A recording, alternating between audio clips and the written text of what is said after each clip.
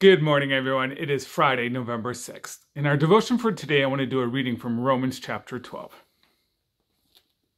Therefore, I urge you, brothers and sisters, in view of God's mercy, to offer your bodies as living sacrifice, holy and pleasing to God. This is true worship.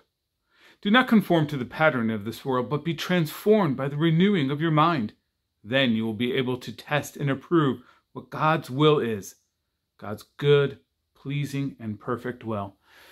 The gospel, or the word of the Lord. Thanks be to God. You know, this passage that I just read, it ends with that phrase, then you'll be able to know what God's good and pleasing wills, what God desires.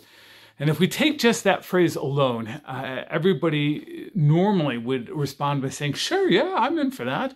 I'll take that. I want to know what God's will and desire is for my life, what God's plan is. Yeah, sure.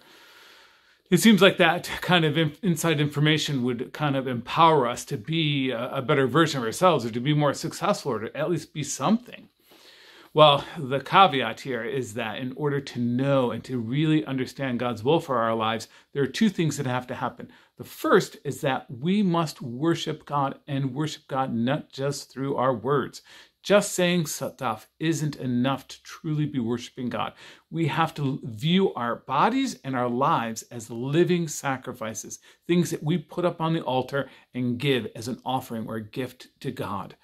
That is what true worship is. And that's actually far beyond what most of us regard worship as. We think of worship as something where I go and I plug in, get connected to God, sing a few songs, say a few prayers, and boom, I get my blessing and I go on with the rest of my life the way I want. But worship isn't that. Worship is more than just saying the right words or singing the right songs to the right tune.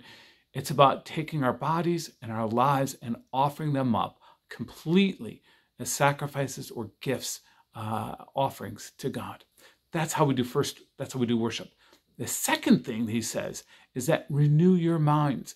Understand that there is a battle going on for the control of your mind, about how you think, about how you speak, about how you influence the world, about how you even see the world, your worldview. There's a battle going on. And if you are not constantly renewing your mind, helping it to become more and more as seeing the world from God's perspective, as thinking as God would have you think, well then actually, if you're not becoming more and more like God in that sense, or closer to God, and how you think and view and relate to the world, then you are becoming farther and farther away from God, more and more deceived. And so Paul is saying, if you want to know what God's will is for you, you got to do these two things. You got to get to be worshiping God with your whole life and your bodies, not just your words. And you need to focus on constantly renewing your mind, connecting your mind, allowing God's word to transform the way you think. Because if you're not, then this world is going to be renewing your mind. This world is going to be captivating you and holding you as a slave to their way of thinking.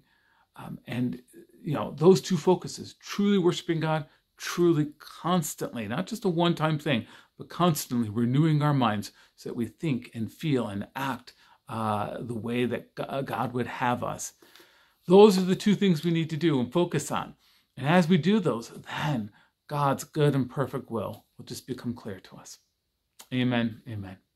It is Friday, and this Sunday we are going to have worship. And hopefully during worship we'll be doing more than just saying the right words. We'll be offering up our lives to God. But meet us so that we can gather together, even virtually, to worship God. We are still doing online worship. We don't have in-person worship right now because of the pandemic. So join us 10 a.m. on Sunday. So that we can, and we're going to be beginning our stewardship series, Celebrating Joy. And so this Sunday is the kickoff event for our stewardship series. We'll be having a special worship service, a special message, and that's going to lead us into next week having some very different and unique devotionals that will be all themed and helping us to figure out how we celebrate joy, how we can be stewards of God's joy. A lot there going on. So join us Sunday, 10 a.m. on Facebook or on YouTube, so that we can worship together. In the meantime, take care of yourselves and look in on those people who are most vulnerable. Amen.